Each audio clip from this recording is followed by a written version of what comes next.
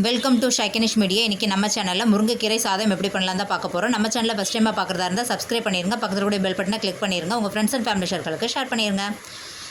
1 spoon oil add பண்ணிக்கலாம். கடுகு போட்டுக்கோங்க. கடுகு பொட்டினதும் ஜீரகம் ஆட் பண்ணிக்கோங்க. எங்கள் ஊரில் நாங்கள் எல்லா காய்கறியும் முருங்கைக்கீரையும் போட்டு பண்ணுவோம். இதை நாங்கள் கூட்டாஞ்சோறுன்னு சொல்லுவோம். இப்போ நான் வீட்டில் இருக்கக்கூடிய காய்கறி மட்டுமே போட்டு செஞ்சு காமிச்சிருக்கேன். கடுகு, ஜீரகம், காஞ்ச மிளகாய் போட்டுக்கோங்க. நல்லா வதக்கி விட்டுக்கலாம். நல்லா வதங்கினதும் முருங்கைக்கீரை, 2 உருளைக்கிழங்க நீள்வாக்கில் கட் பண்ணி வச்சுருக்கேன். புடலங்காவும் நீள்வாக்கில் கட் பண்ணி வச்சுருக்கேன். பாதி மாங்காவும் இந்த மாதிரி கட் பண்ணி வச்சுக்கோங்க. மாங்காய் போடலைன்னா புளி போட்டுக்கலாம். 2 கைப்பிடி அளவுக்கு முருங்கைக்கீரை எடுத்திருக்கேன். இப்போ நம்ம எல்லாத்தையுமே இது கூட ஆட் பண்ணி நல்லா காய்கறி எல்லாத்தையுமே வதக்கி எடுத்துக்கலாம். கட் பண்ணி வச்சுருந்த உருளைக்கிழங்கு ஆட் பண்ணிக்கோங்க. ஒரு புடலங்காவை இந்த மாதிரி நீள்வாக்கில் கட் பண்ணி வச்சுருக்கேன், அதையும் ஆட் பண்ணிக்கலாம்.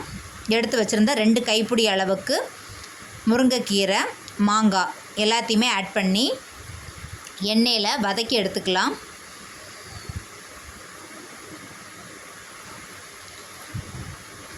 எண்ணெயிலேயே வதக்கிட்டு நம்ம பண்ணும்போது சாதம் நல்ல டேஸ்ட்டாகவும் இருக்கும், நல்ல மணமாக இருக்கும். இப்போ 200 கிராம் அரிசி எடுத்திருக்கேன். 200 கிராம் அரிசிக்கு 100 கிராம் பருப்பு ஆட் பண்ணியிருக்கேன், துவரம் பருப்பு. இதை ஒரு 3 டைம்ஸ் நல்லா வாஷ் பண்ணி எடுத்து வச்சுக்கோங்க.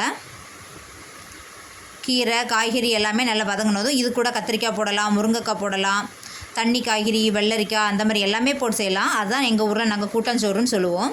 நான் இன்றைக்கி இருக்கக்கூடிய காய்கறி மட்டும் வச்சுமே செஞ்சுருக்கேன். இப்போ 200 கிராம் அரிசிக்கும் 100 கிராம் பருப்பு, மொத்தம் 300 கிராமுக்கு ஒரு 6 கப்பு தண்ணி ஆட் பண்ணியிருக்கேன். நம்ம இப்போ வாஷ் பண்ணி வச்சுருந்த அரிசியும் பருப்பையும் இது கூட ஆட் பண்ணிக்கலாம். ஆட் பண்ணி நல்லா மிக்ஸ் பண்ணி விட்டுக்கோங்க.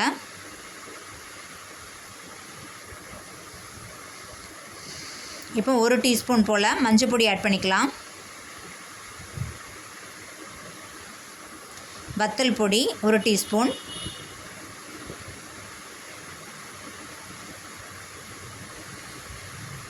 ஒரு டீஸ்பூன் உப்பு தேவையான அளவு ஆட் பண்ணிக்கோங்க.